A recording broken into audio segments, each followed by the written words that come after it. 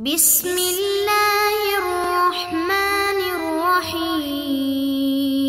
بسم اللہ الرحمن الرحیم۔ یہ المختصر کا 20واں سبق ہے۔ پچھلے سبق میں ہم نے الحمد والثناء باللسان علی قصد التعظیم سواء تعلق بالنعمت او بغیرها اور آگے کچھ تفصیل بیان کی تھی۔ اب آگے اور اس پر ہونے والے اعتراضات کے جوابات اور باللسان پر بات کی تھی۔ آگے فمورد الحمد سے ہم اس سبق کا آغاز کر رہے ہیں کہ مصنف رحمہ اللہ نے بیان فرمایا کہ فمورد الحمد لا يكون الا اللسان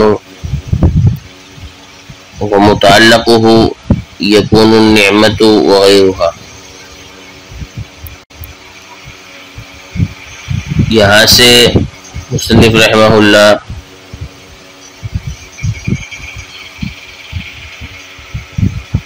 مفہوم حمد اور مفہوم شکر کے درمیان نسبت بیان کر رہے ہیں، لیکن اس سے پہلے دو تین چیزیں ہیں جو تمہیدی طور پہ جاننا ضروری ہے۔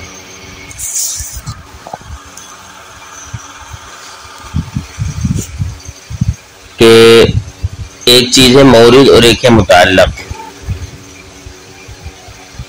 مورد کا مطلب ہے جائے ورود اور متعلق کا مطلب ہے کہ جس سے تعلق ہو،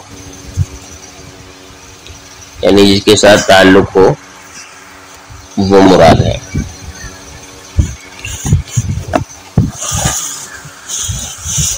تو ایک ہے مورد حمد اور ایک ہے مورد شکر، اور ایک ہے متعلق حمد، ایک ہے متعلق شکر۔ مورد سے مراد حمد اور شکر کے صادر ہونے کے محل ہے، یعنی وہ عضو جس سے ان کا ورود اور صدور ہوتا ہے۔ مثلا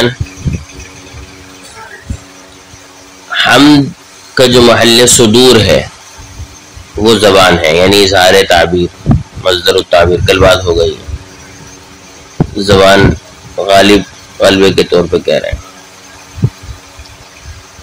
تو حمد کا محل صدور صرف اور صرف زبان ہے، جبکہ شکر کا جو محل صدور ہے وہ زبان بھی ہے، دل بھی ہے اور اعضاء بھی ہے۔ یہ تینوں جو ہے وہ شکر کا محل صدور ہے، جبکہ متعلق سے مراد وہ چیز ہے جس کے مقابلے میں حمد اور شکر واقع ہوتے ہیں۔ یہ متعلق سے مراد ہے کہ حمد اور شکر کا جس کے ساتھ تعلق ہے وہ مراد ہے۔ تو اب حمد میں محمود علیہ متعلق ہوتا ہے اور شکر میں مشکور علیہ متعلق ہوتا ہے۔ تو جب یہ بات آپ سمجھ گئے تو اب اس تمہید کے بعد بات یہ ہے کہ مورد حمد اور مورد شکر کے درمیان عموم خصوص مطلق کی نسبت ہے۔ کل نسبت کا بیان کر دیا تھا پچھلے سبق میں، اور اس لیے کیا تھا کہ یہاں سے آپ کو شارع علیہ الرحمہ مورد حمد اور مورد شکر کے درمیان نسبت بیان کر رہے ہیں، اور وہ نسبت ہے عموم خصوص مطلق کی، یعنی ایک کلمہ ایک کلی دوسرے کلمے کے تمام افراد پہ صادق آئے، جبکہ دوسری پہلی کے تمام افراد پہ صادق نہ آئے، اسے کہتے ہیں عموم خصوص مطلق کی نسبت۔ تو مورد حمد اور مورد شکر کے درمیان عموم خصوص مطلق کی نسبت ہے، کیونکہ حمد کا مورد وہ خاص ہے، یعنی حمد جہاں سے ہوتی ہے وہ خاص جگہ ہے، صرف زبان، جبکہ جو شکر کا مورد ہے وہ عام ہے، وہ زبان سے بھی ہوتی ہے، دل سے بھی ہوتا ہے اور ارکان سے بھی ہوتا ہے، اعضاء سے۔ اور جن دو چیزوں میں سے ایک عام ہو اور ایک خاص ہو، ان میں عموم خصوص مطلق کی نسبت ہوتی ہے۔ لہذا یہ بات ثابت ہو گئی کہ مورد حمد اور مورد شکر کے درمیان عموم خصوص مطلق کی نسبت ہے۔ اسی طرح ان دونوں کے جو متعلق ہیں ان کے درمیان بھی عموم خصوص مطلق کی نسبت ہے، کیونکہ حمد کا جو متعلق ہے وہ عام ہے، چاہے اس کے مقابلے میں نعمت ہو یا نہ ہو، احسان ہو نہ ہو، حمد ہوگی وہ. اور شکر کا جو متعلق ہے، اس کے شکر کا تعلق ہوتا ہے مشکور علیہ، اس کے لیے ضروری ہے کہ وہ صرف نعمت ہونی چاہیے، یعنی خاص ہے. تو مفہوم حمد اور مفہوم شکر کے درمیان عموم خصوص من وجہن کی نسبت ہوئی، اس لیے کہ عموم خصوص من وجہن کی نسبت وہاں ہوتی ہے جہاں دو کلیوں میں سے ہر ایک کلی میں تھوڑا سا عموم ہوتا ہے اور تھوڑا سا خصوص ہوتا ہے، اور یہاں دونوں مفہوم میں یہ بات موجود ہے. تو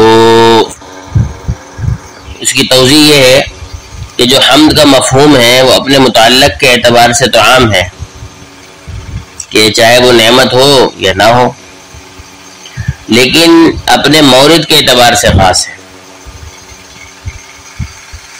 کہ وہ صرف زبان سے ادا ہوگا. اور شکر کا اس کے الٹ ہے بالکل، یعنی شکر اپنے متعلق کے اعتبار سے تو خاص ہے کہ اس میں نعمت کا ہونا ضروری ہے سامنے، لیکن وہ اپنے مورد کے لحاظ سے عام ہے کہ وہ کسی سے بھی ادا ہو سکتا ہے، زبان سے بھی، دل سے بھی اور اعضاء سے بھی. تو اب جب مفہوم حمد اور مفہوم شکر میں ہر ایک میں سے تھوڑا سا عموم ہے، تھوڑا سا خصوص ہے، تو ان دونوں مفہوموں کے درمیان عموم خصوص مطلق کی نسبت ہوئی. تو دو باتیں ہو گئی. ایک کیا ہوئی کہ ایک حمد اور شکر کا ایک مورد ہے اور ایک متعلق ہے. تو جو مورد حمد ہے اور مورد شکر ہے ان کے درمیان عموم خصوص مطلق کی نسبت ہے. اسی طرح جو ان دونوں کا متعلق ہے ان کے درمیان بھی عموم خصوص مطلق کی نسبت ہے. لیکن جو مفہوم ہے ان دونوں کا ان کے درمیان عموم خصوص من وہاں مطلق کی نسبت ہے، یہاں من وجہن کی نسبت ہے. اور آپ کو معلوم ہے کہ عموم خصوص من وجہن کے تحقق کے لیے 3 مادوں کا پایا جانا ضروری ہوتا ہے. 3 مثالیں ہوتی ہیں، 3 چیزیں ہوتی ہیں، 3 جملے ہوتے ہیں جہاں یہ 3 مادے بنتے ہیں. تو ایک مثال تو ایسی ہوگی کہ جہاں پر دونوں کا افتراق ہوگا، اجتماع ہوگا، اور 2 مثالیں ہوں گی کہ وہاں پر ایک پائی جائے گی تو دوسری نہیں پائی جائے گی، اور تیسری ہوگی کہ وہاں دوسری پائی جائے گی تو پہلے نہیں پائی جائے گی. میں مزید مثالوں سے سمجھا دیتا ہوں. جب آپ یہ بات سمجھ گئے کہ مورد حمد اور یہ مفہوم حمد اور مفہوم شکر میں عموم خصوص من وجہن کی نسبت ہے، تو اب ایک مثال تو وہ ہوگی کہ جہاں پر دونوں پائے جائیں گے کہ وہ حمد بھی کہلائے گی اور شکر بھی کہلائے گی. اس کو آپ حمد بھی کہیں گے اور شکر بھی کہیں گے. مثال کے طور پہ کسی ایک آدمی نے سامنے والے کے احسان کے مقابلے میں زبان سے اس کی تعریف کی. اب چونکہ یہ زبان سے تعریف کی گئی ہے اس لیے حمد ہے، اور سامنے والے کے مقابلے میں کی گئی ہے، احسان کے مقابلے میں کی گئی ہے، تو یہ شکر بھی ہے. تو یہ دونوں یہاں پر شکر بھی پایا گیا اور حمد بھی پایا گیا. لیکن اگر کسی انسان نے سامنے والے کی تعریف اس کے احسان کے بغیر صرف زبان سے کی ہے تو اس صورت میں حمد تو پائی گئی ہے لیکن شکر نہیں پایا گیا، کیونکہ شکر کے لیے نعمت کا ہونا ضروری تھا. اور اگر تیسری مثال یہ ہے کہ اگر کسی انسان نے سامنے والے کے احسان کے مقابلے میں تعریف کی ہے لیکن زبان سے نہیں کی بلکہ تعریف و تعظیم کرنے کا دوسرا کوئی اختیار کیا ہے، دل سے کر دی ہے یا پھر اس نے اعضاء سے کر دی ہے اپنے، تو اس صورت میں شکر تو ہوگا لیکن حمد نہیں ہوگا. تو مصنف رحمہ اللہ نے یہاں سے اسی بات کو بیان کیا ہے کہ شکر میں اور حمد کے مفہوم میں عموم خصوص من وجہن کی نسبت ہے، لیکن مورد حمد اور مورد شکر اور متعلق حمد اور متعلق شکر ان میں عموم خصوص مطلق کی نسبت ہے. یہ آپ سمجھنے کے بعد اب عبارت میں آپ دیکھیے کہ فرماتے ہیں فمورد الحمد، تو جو مورد حمد ہے یعنی حمد جہاں سے صادر ہوتی ہے وہ متعلق ہو، اور جو اس کا متعلق ہے یکون النعمت وغیرہ، تو وہ نعمت ہے یا اس کا غیر ہے، یعنی کہ متعلق عام ہے اور مورد اس کا جو ہے نا خاص ہے. اور متعلق شکر لا یکون الا النعمت، اور شکر کا جو متعلق ہے وہ نہیں ہوتا مگر نعمت ہی ہوتا ہے. یعنی شکر کا جو متعلق ہے جہاں شکر مشکور علیہ ہوتا ہے اس کے لیے نعمت کا ہونا ضروری ہے. وموردہ یکون اللسان وغیرہ، جبکہ جو اس کا مورد ہے وہ زبان بھی ہو سکتی ہے، زبان کے علاوہ بھی ہو سکتی ہے. لہذا جب یہ بات سمجھ گئے آپ تو اب نتیجہ یہ نکلا کہ اب نتیجہ یہ نکل رہا ہے کہ فالحمد اعم من الشکر باعتبار المتعلق واخص باعتبار المورد، کہ حمد شکر کے مقابلے میں متعلق کے اعتبار سے تو عام ہو گئی. کیوں؟ کیونکہ حمد کا جو متعلق ہے چاہے وہ احسان ہو یا نہ ہو اس میں عموم ہے.